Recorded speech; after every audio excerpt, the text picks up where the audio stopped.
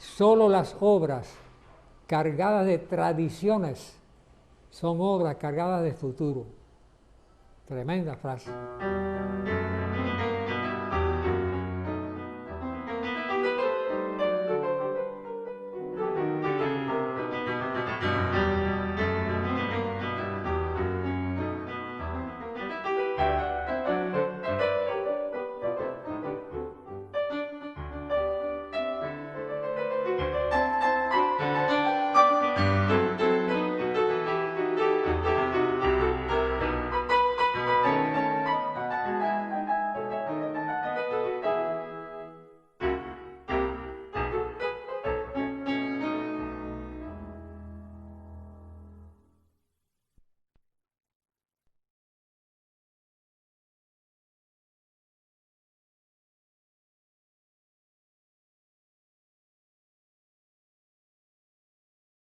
Yo me gradué en el año 41. Gané una plaza por oposición en el Hospital Aballí. Y yo he estudiado mucho. Y me gusta la medicina, yo la disfruto.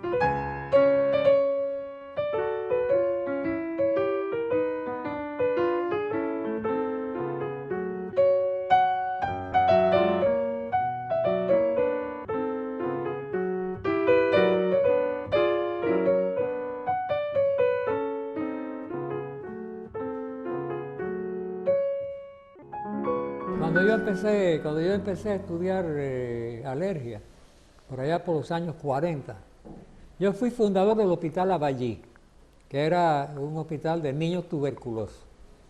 Y con la streptomicina y el paramino salicílico la tuberculosis desapareció. Y entonces yo empecé a estudiar alergia.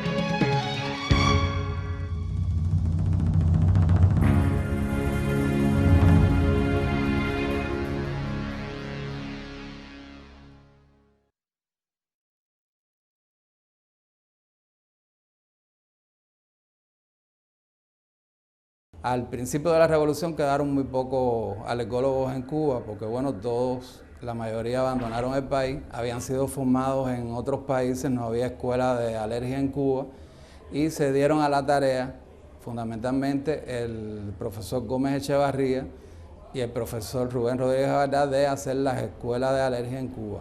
Entonces el profesor Gabaldá fundó la parte docente en el Hospital William Soler, donde todavía aún se mantiene actualmente. Constituye para el William Soler una tradición, debido a la presencia del profesor Gabaldá, profesor emérito de la Universidad de La Habana, la formación de las generaciones de alergólogos pediátricos de todo el país. El profesor es presidente del Tribunal Estatal de Formación y Otorgamiento de Títulos de los residentes de alergología de todo el país. Prácticamente vienen a formarse residentes en distintos lugares de Ciudad de La Habana y sus exámenes estatales, muchos son aquí.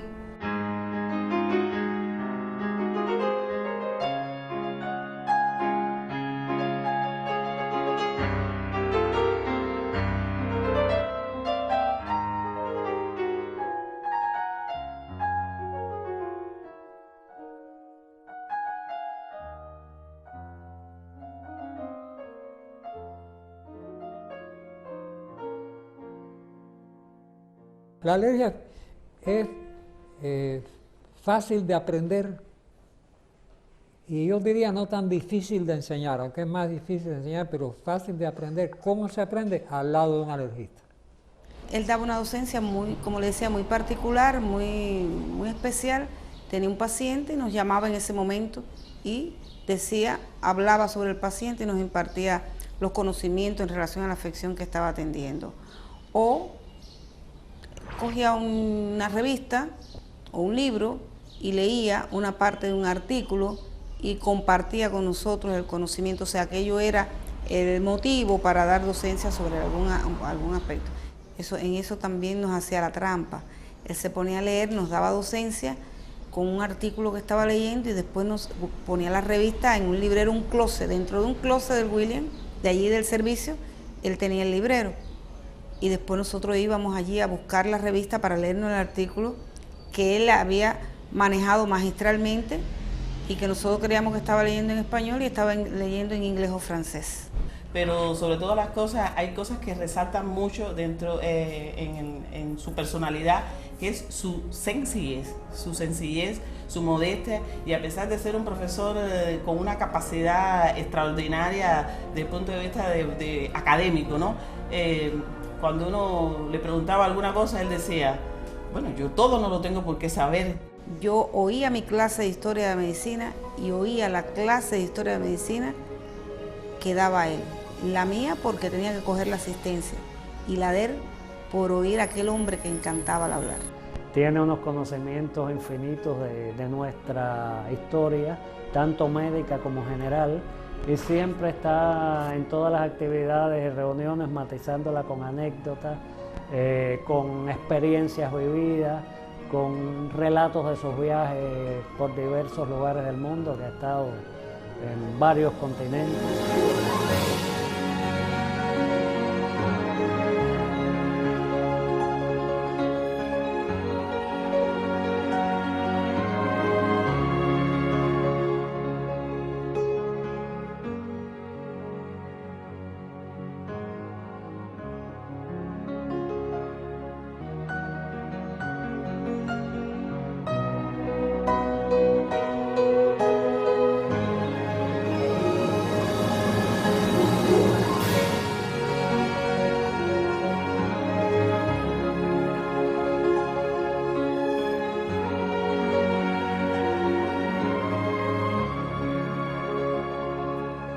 Yo comencé mi relación con Gabaldá en el año 1963, cuando se fundó el Comité de Solidaridad con Vietnam del Sur, porque en aquel momento la guerra estaba dirigida al sur de Vietnam.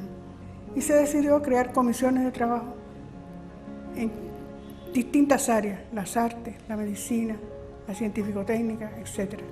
Y Gabaldá presidió la comisión médica. Gabaldá, como médico, como científico, fue una de las personas más importantes en aquellos primeros días, porque ayudó al enfoque del trabajo científico del Comité de Solidaridad.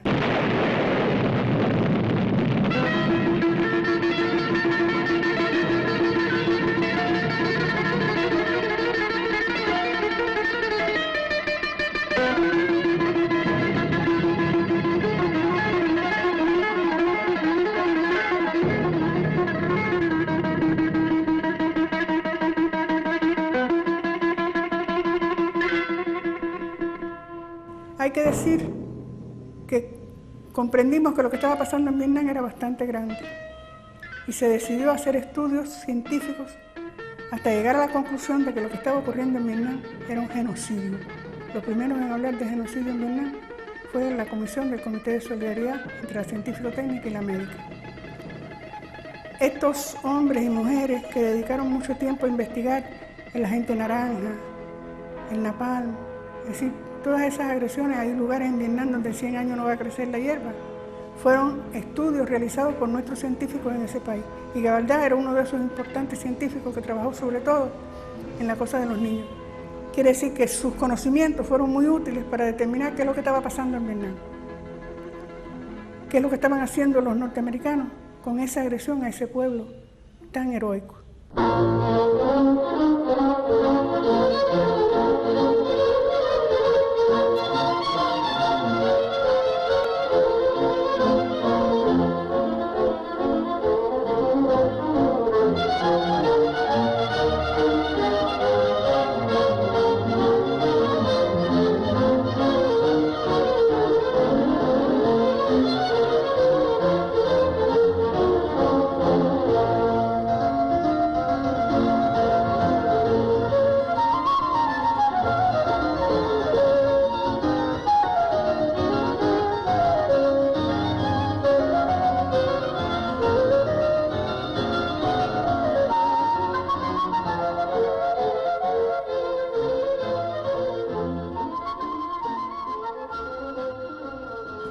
que yo estuve en Vietnam. Entonces cuando regresé, 68, tuve un año haciendo inmunología en un instituto muy fuerte de Francia.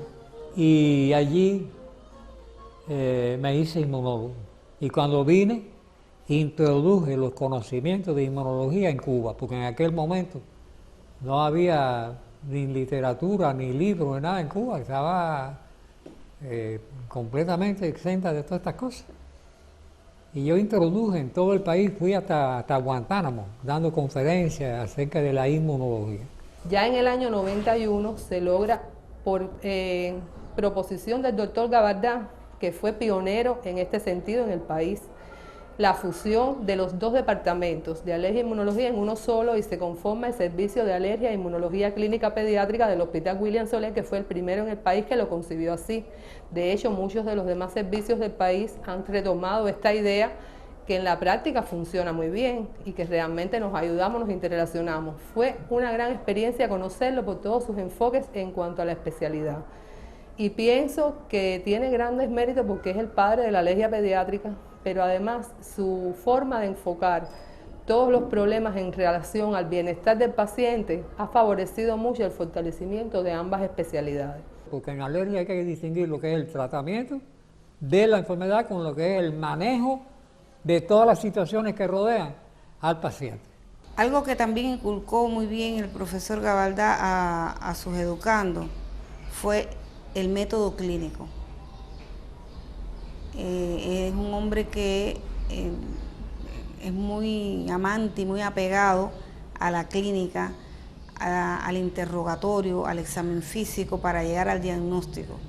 Se sabe que en la alergología generalmente el paciente llega con diagnóstico y lo importante es averiguar qué produce esa enfermedad. O sea, la actividad de alergología es un poco detectivesca. Y es muy probable que en el Hospital William Soler, que yo soy fundador del hospital y creador de la especialidad de alergia pediátrica en el William Soler, probablemente en el laboratorio ni saben que yo soy médico de allí. Porque en alergia no es cuestión de análisis. La alergia es cuestión de preguntas. De Argentina recibo en la computadora, aparece en la computadora, no dirigido a mí, sino una de la red argentina, de un médico que tenía una amiga que tenía la mano pelada y las manos. Yo le pregunto, y ella pregunta qué hacer. Yo le pregunto que me diga si es en la cara palmar o en la cara dorsal y si es en una o dos manos. Dice, no, es en una mano y en la cara palmar. Bueno, esta mujer es alérgica al tanino. ¿Qué tiene que ver el tanino con las manos? Pero el tanino se usa para cortar las pieles, para curtir las pieles.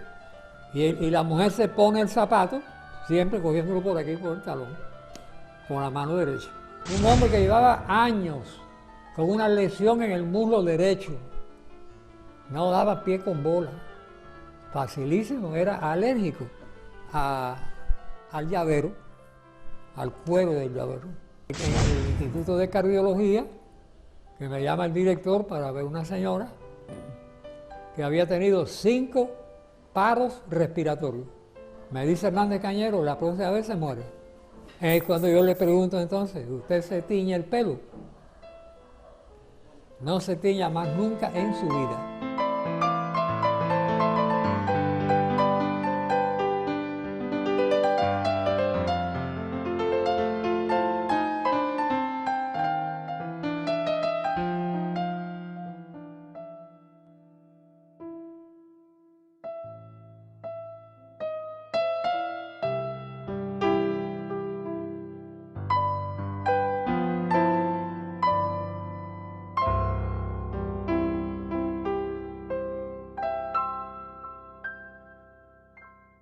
En general, el médico, no alergólogo, en el niño diagnostica el asma a los 5 años.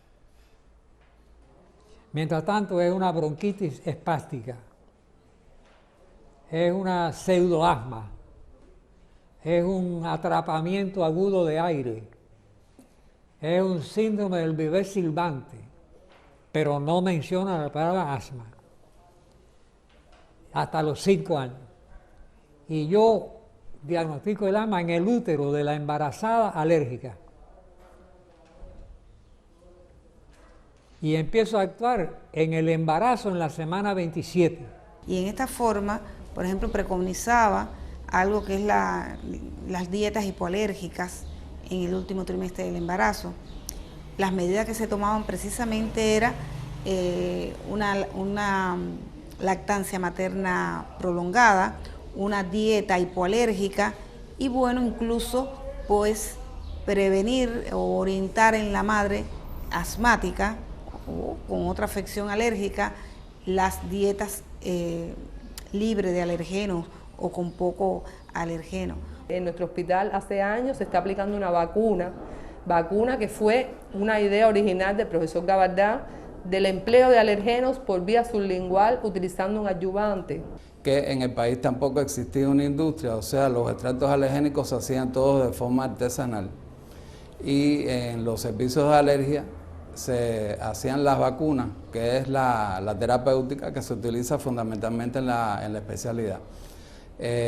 Cuando se introducen los ácaros en la década del 60 más o menos, Cuba tenía que hacer grandes inversiones para comprarlo en el extranjero, sobre todo en Japón, que 1 gramo de esos extractos costaban alrededor de $200.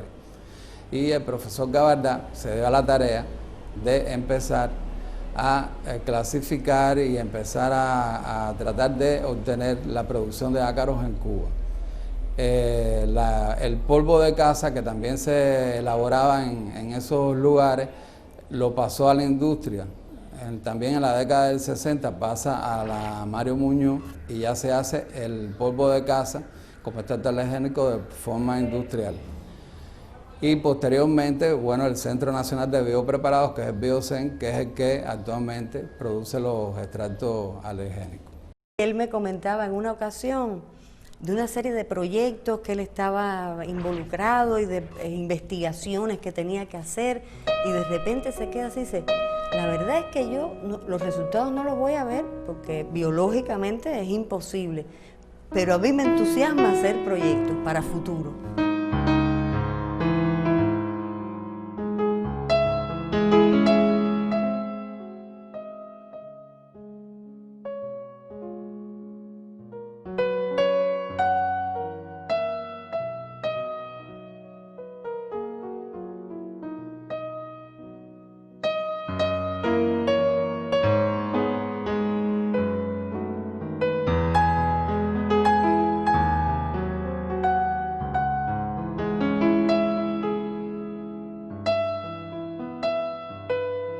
Papi tiene muy buen humor, es simpático, es gracioso también, y todas esas componentes ayudan mucho en la vida, pienso yo.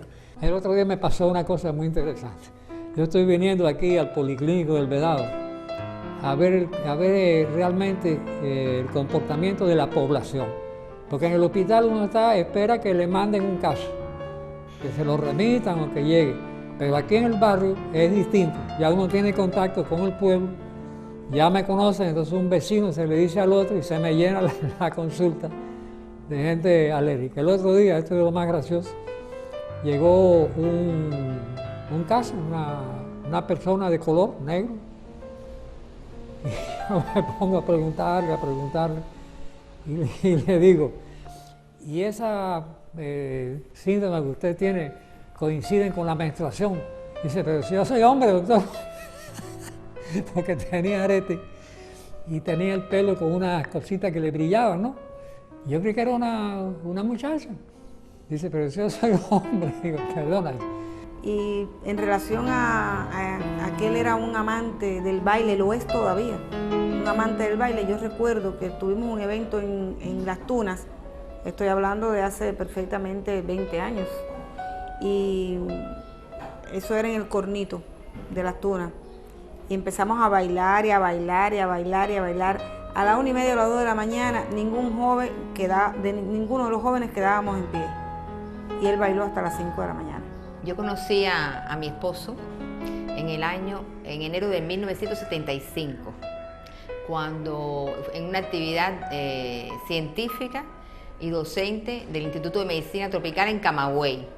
Y bueno, ahí empezamos a conversar y él me enamoró, entre otras cosas, por supuesto, no solamente eso, otras cosas lindas me dijo, pero me dijo que la alergia y el amor se parecían mucho. Sí, porque es muy específico y usted es alérgico a esta comida, no a esta otra, a esta, no a otra. ¿Y por qué eso se enamora? Porque yo me enamoré de Marina y no de otras muchachas que estaban en ¿por qué? Sí. Y una de las características fundamentales de mi papá, y probablemente sea de las más importantes, pienso yo, es la modestia. O sea, mi padre es un científico extraordinario y sin embargo nunca se ha vanagloriado de eso, todo lo contrario. Él hace las cosas porque está convencido de que las tiene que hacer y porque es un entusiasta, porque se entusiasma con las cosas que hace. Gabaldá para mí sintetiza lo que significa amar. Es una persona que ama profundamente su profesión, que ama a sus amigos, que ama a su patria, que ama la literatura, la cultura, la nación, el universo, la especie. Y además es una persona que ha vivido con una plenitud y con una sencillez que inspira. Yo digo, vacas sagradas me han hecho. Yo la decisión acato, pero conservo el derecho de ser también perro sato. Sí, porque a veces hay un doctor en ciencia, en fin, no. Yo sí, doctor en ciencia, es verdad, yo no niego, pero también soy perro sato, para que no se confunda.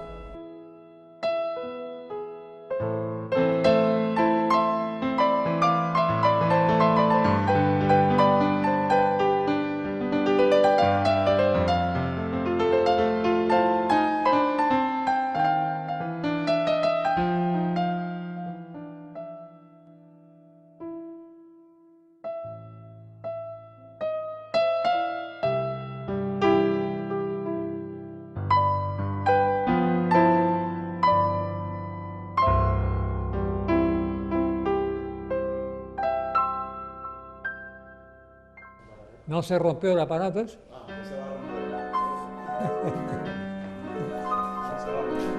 Gracias por